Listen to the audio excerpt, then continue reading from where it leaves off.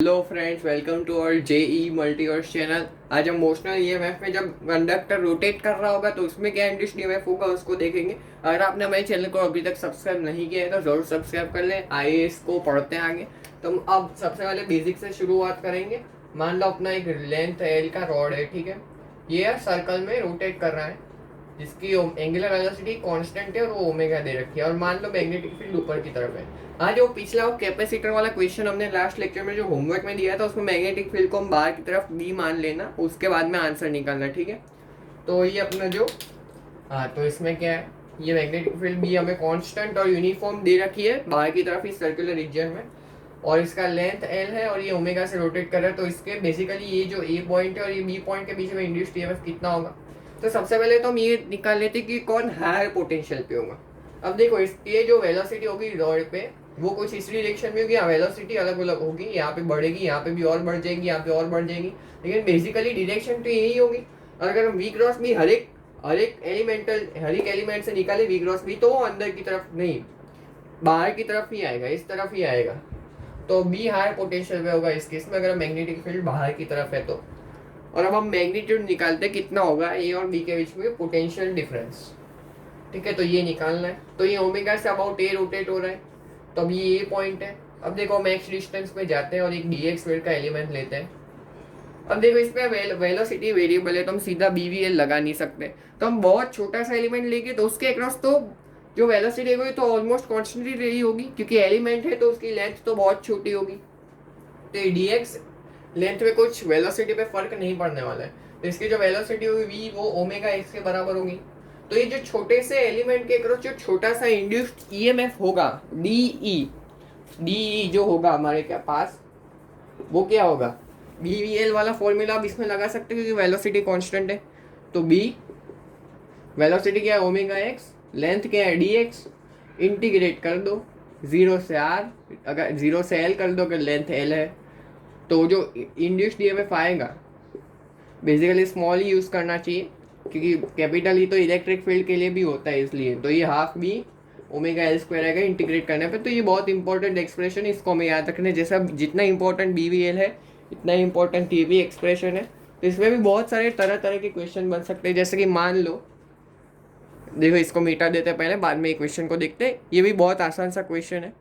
तो बेसिकली क्या है, एक अपना सर्कुलर मतलब रिंग है जिसपे एक एल लेंथ का रॉड लगा रखा है और ये ओमेगा से रोटेट कर रहा है, और मैग्नेटिक फील्ड ऐसे ऊपर की तरफ है, इसके प्लेन के परपेंडिकुलर बी है। और हमने क्या किया, ये ए और ये बी पॉइंट के बीच में एक फिक्स रेजिस्टेंस आर जो रोटेट नहीं कर रहा वो लगा दिया है। तो हमें पूछा है कि रेजिस्टेंस में कितना करंट होगा। तो सबसे पहले देखो, अब देखो ये पॉइंट से अब सी पॉइंट पे हम जाएंगे तो कुछ पोटेंशियल डिफरेंस आएगा। देखिए अगर सी और बी के बीच में क्या कोई पोटेंशियल डिफरेंस होगा, ये जो रिंग के हर एक पॉइंट का पोटेंशियल तो सेम ही होगा क्योंकि इसमें तो कोई इंड्यूस्ड ईएमएफ का फर्क नहीं पड़ेगा। फर्क सिर्फ इन दोनों पॉइंट्स के बीच में पड़ने वाला है क्योंकि सेंटर से हर एक सेम डिस्टेंस पे तो सेम पोटेंशियल डिफरेंस भी आएगा।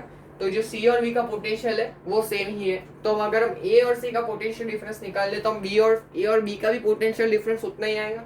अगर पोटेंशियल डिफरेंस निकाल लेंगे तो उससे हम करंट अक्रॉस रेजिस्टेंस निकाल सकते हैं। ये बहुत आसान सा काम है। तो पोटेंशियल डिफरेंस तो half B omega l square हो जाएगा, और बाय करंट कर दो, बाय रेजिस्टेंस कर दो, तो ये करंट की वैल्यू आ गई सीधी, क्योंकि सर्किट डायग्राम कुछ ऐसा है, ये आर है। और इसमें देखो कौन हायर पोटेंशियल पे होगा, तो इसमें भी वो पिछला केस जैसा डिस्कस किया तो उसके जैसे है, तो ये सी हायर पोटेंशियल पे होगा। तो induced EMF half B omega l square है। तो इसमें करंट जो होगा इस तरफ होगा जिसकी वैल्यू हमने अभी निकाली हाफ बी ओमेगा, ये ओमेगा स्क्वायर नहीं आएगा, ओमेगा ही आएगा, half B omega l square by are.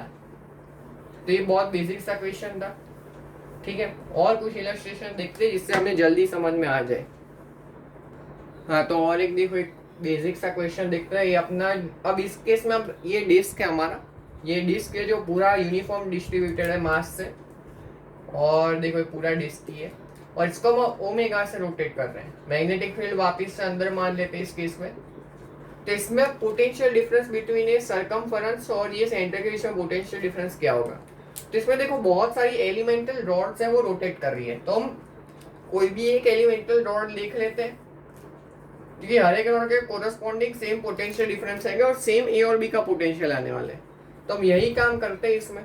हम वो कोई भी एक रॉड ले लेते हैं और पोटेंशियल डिफरेंस निकाल लेते हैं। तो अगर ये ओमेगा से रोटेट कर रहा है, अगर ये ओमेगा से रोटेट कर रहा है, हाँ, और एक ये चीज कि जो पेरिफेरी है, मतलब सरकमफेरेंस जो है, उस पे उसके कोई भी दो पॉइंट के बीच में पोटेंशियल डिफरेंस नहीं होगा, क्योंकि ये जो रॉड है, अब मान लो बी पॉइंट लिया, अब हम सी पॉइंट लेते हैं, तो ये भी ओमेगा से रोटेट कर रहा है, तो ए और सी के बीच में जो पोटेंशियल डिफरेंस होगा वही कोरस्पॉन्डिंग पोटेंशियल डिफरेंस ए और बी के बीच में भी आएगा विद सेम डायरेक्शन। तो सी और बी का सेम पोटेंशियल होगा, यानी कि पेरिफेरी के हर एक पॉइंट का पोटेंशियल सेम होगा। ठीक है, तो अब हम पोटेंशियल डिफरेंस तो हम आसानी से निकाल सकते हैं, half B omega l square, और अभी ए हायर पोटेंशियल पे होगा क्योंकि मैग्नेटिक फील्ड अंदर की तरफ है। तो अब इन दोनों के बीच में, सेंटर और पेरिफेरी के बीच में potential difference half B omega l square होगा, और आर स्क्वायर, रेडियस अगर आर हो तो आर कर लो, कोई दिक्कत नहीं, अगर रेडियस एल हो तो एल कर लो। और जो ए इस केस में सेंटर हायर पोटेंशियल होगा सर्कमफेरेंस के रिस्पेक्ट में। ठीक है, तो इसका भी ध्यान रखना है।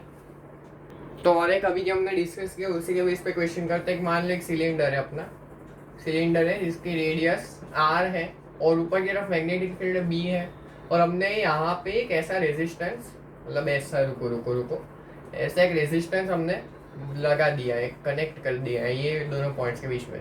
तो बेसिकली हमने सेंटर और पेरिफेरी के बीच में हमने एक रेजिस्टर कनेक्ट किया है, और हमने अभी देखा ये सॉलिड सिलेंडर है, और अभी हमने यही देखा कि जब सॉलिड सिलेंडर फिर सॉलिड डिस्क होती है, उसमें जो पोटेंशियल डिफरेंस सेंटर और पेरिफेरी का होगा वो बी ओमेगा एल स्क्वायर होगा, तो ये half B omega r square के बराबर होगा। तो ए और सी का पोटेंशियल डिफरेंस तो half B omega r square होगा, लेकिन सी और बी के बीच में जो पोटेंशियल डिफरेंस होगा वो जीरो होगा, क्योंकि along the periphery same potential होता है, वो अभी हमने देखा था।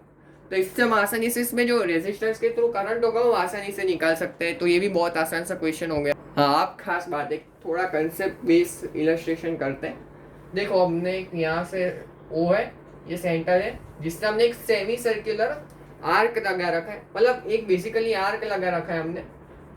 ठीक है, और इसको हम ओमेगा से रोटेट कर रहे हैं। तो अब हमें ये ओ और ये सी पॉइंट के बीच का पोटेंशियल डिफरेंस निकालना है। तो अब इसमें क्या करें, तो इसमें भी बस वही सेम काम करना है हमें। इसकी ये ओसी के कॉरस्पॉन्डिंग इसके प्रोजेक्टेड लेंथ ले लो, जिसको मान लो एल डैश आती है, इसकी लेंथ है लो, इसकी लेंथ एल डैश आती है। जो पोटेंशियल डिफरेंस होगा वो half B omega l dash के स्क्वायर के बराबर ही हुआ। ये थोड़ा हमने मोशनल ईएमएफ में जो ट्रांसलेटरी मोशन में देखा था उसके जैसा ही होगा इस केस में भी।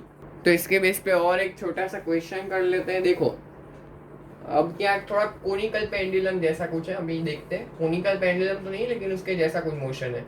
ये अपना रॉड है जिसकी लेंथ एल है, और ये सर्कुलर पाथ में ओमेगा से रोटेट कर रहा है ऐसा, मतलब ये कोनिकल पेंडुलम में कैसा बॉब ऐसे हॉरिजॉन्टल सर्कल में रोटेट कर रहा था, वैसे ही ये रोटेट कर रहा है हॉरिजॉन्टल सर्कल में।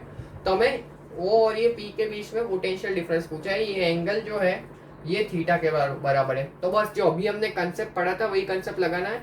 इसकी कोरस्पॉन्डिंग ये प्रोजेक्टेड लेंथ जो है वो निकाल लो। मान लो ये एल डैश आती, तो एल डैश क्या होगा, एल साइन थीटा के बराबर होगा, और प्रोजेक्टेड लेंथ निकाल लिया। और ये सी पॉइंट के बीच में कोई पोटेंशियल डिफरेंस नहीं होगा, क्योंकि ये तो ऑफ कोर्स वाली बात है, ये आप सोच भी सकते हैं, घर पे सोचना है, ये बहुत सिंपल सी बात है। ओ और सी के बीच में कोई पोटेंशियल डिफरेंस नहीं होगा। जो पोटेंशियल डिफरेंस होगा वही, जो पोटेंशियल डिफरेंस होगा वो सिर्फ ये एल साइन थीटा वाले लेंथ, प्रोजेक्टेड लेंथ के कॉरस्पॉन्डिंग ही आएगा। तो ये तो हम आसानी से निकाल सकते हैं। मैग्नेटिक फील्ड मान लो नीचे की तरफ है बी, तो ये half B omega l square sine square theta, इस तरह से हम निकाल सकते हैं। तो ये भी बहुत आसान सा क्वेश्चन था।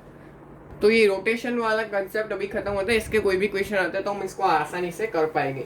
अब देखो, हम थोड़ा और एक टॉपिक, छोटा सा टॉपिक उसको देख लेते हैं। अगर मान लो अभी हमने जो सारे क्वेश्चन किए मोशनल ईएमएफ के, उसमें जो मैग्नेटिक फील्ड होता था वो कांस्टेंट और यूनिफॉर्म होता था। लेकिन अब मान लो कोई क्वेश्चन आ जाए जिसमें मैग्नेटिक फील्ड ना ही कांस्टेंट ना हो या फिर यूनिफॉर्म भी ना हो। जैसे एक एग्जांपल देखते हैं। मान लो एक करंट कैरिंग कंडक्टर है, इनफाइनाइट कंडक्टर है, और हमने इसके अक्रॉस एक रॉड है अपना जो मूव कर सकता है। अब मान लो इसको हमने ऊपर वेलोसिटी v दे दी।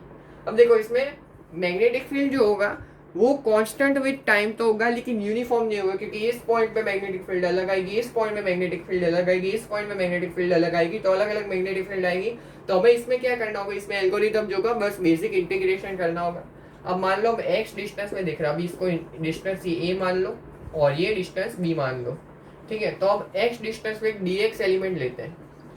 हमें ये ए और बी पॉइंट के बीच में पोटेंशियल डिफरेंस कैलकुलेट करना है, तो इसके लिए हम इंटीग्रेशन वाली टेक्निक अपनाएंगे।